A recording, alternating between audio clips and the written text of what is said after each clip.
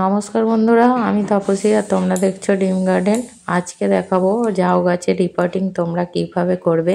এই ঝাউ গাছের আরেক নাম ময়ূরপঙ্খী। তো এই গাছ আমরা সাধারণত বাড়ি, গার্ডেন বা ছাদ বাগানে সাজানোর জন্য লাগিয়ে থাকি। এই গাছ দেখতে অপূর্ব লাগে, আর এই ঝাউ গাছ মাটিতে থাকলে অনেক বড় হয়, কিন্তু টবে হলে খুব বেশি বড় হয় না। তাও যত বড় টব দেবে, বছর বছর একে রিপোর্ট করলে তাও 4-5 ফুট উচ্চতায় এই গাছ হতে পারে। এই ঝাউ গাছটা আমার 1 বছরের গাছ, আর এটা একটি 6 ইঞ্চি পটে রয়েছে, আর পুরো রুট বাউন্ড হয়ে গেছে। দেখো বন্ধুরা, যখন তোমরা রিপোর্ট করবে 2 দিন জল দেবে না আগে, তাহলে এইভাবে টানলে পুরো উঠে আসবে আমনে। আর পুরো শিকড়গুলো দেখো, আমরা সাধারণত সব গাছে দেখি শিকড়গুলো সাদা হয়, আর এই ঝাউ গাছের শিকড়গুলো দেখো বন্ধুরা পুরো লাল কালারে।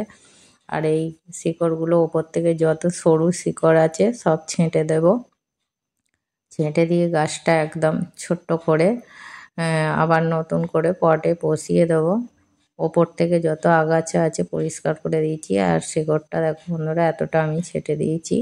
আর এটা একটু বড় পটে দিয়ে দেবো। একটা 8 ইঞ্চি আমি টব নিয়ে নিয়েছি, আর টবের তলায় এই যে 4টে ছিদ্র করা আছে, এই ছিদ্রগুলি আমি একটা টব ভাঙা দিয়ে আটকে দেব। এই 2টি টবের টুকরো দিয়ে আটকে দিলাম, দিয়ে ওপরে কিছুটা নুড়ি পাথর দিয়ে দেবো।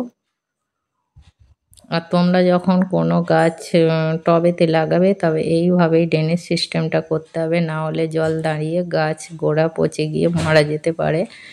নুড়ি পাথরগুলো দেওয়ার পর কিছুটা বালি দিয়ে দেবো। তাহলে কী হবে, জল তোমরা যখনই গাছে বেশি দিয়ে দেবে, আপনা আপনি নিচে দিয়ে ড্রেনেজ হয়ে যাবে, বা বর্ষাকালে গাছও একটুও মরবে না, আপনা আপনি জল বেরিয়ে যাবে। তাই জন্য এই নুড়ি আর বালিটা দেওয়া অবশ্যই দরকার যে কোনো টবে গাছ করতে গেলে।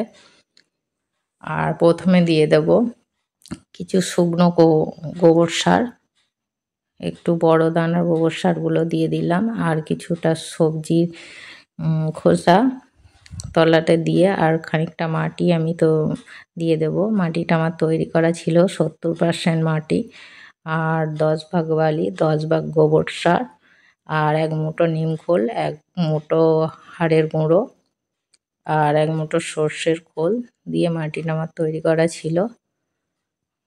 আর 10 ভাগ দিয়েছি কোকোপিট। এইভাবে মাটিটা হালকাভাবে তৈরি করে নিতে হবে। দিয়ে গাছটাকে আমি এরকম বসিয়ে দিলাম। বসিয়ে দেওয়ার পর 4-5 দিন একটু ছায়া জায়গার মধ্যে রেখে দিতে হবে। গাছটা যখন একটু সতেজ হয়ে যাবে, তারপর রোদ্দুরে দিতে হবে। আর গাছ বসানোর পরই ভরপুর জল দিয়ে দেবে তোমরা, যাতে জলটা ড্রেনেজ হোল দিয়ে একদম বেরিয়ে যায়। তাহলে বোঝা যাবে ড্রেনেজ হোলটা ঠিকঠাক হয়েছে কিনা। এইভাবে ভর্তি করে জল দিয়ে দিতে হবে, আর যতক্ষণ না জল শুকোয় আর দ্বিতীয়বার জল দেবে না। এই ছিল ঝাউ গাছের রিপোর্টিং। আর ভিডিওটা ভালো লাগলে লাইক, কমেন্ট, শেয়ার করবে, আর নতুন বন্ধুরা আমার চ্যানেলটিকে সাবস্ক্রাইব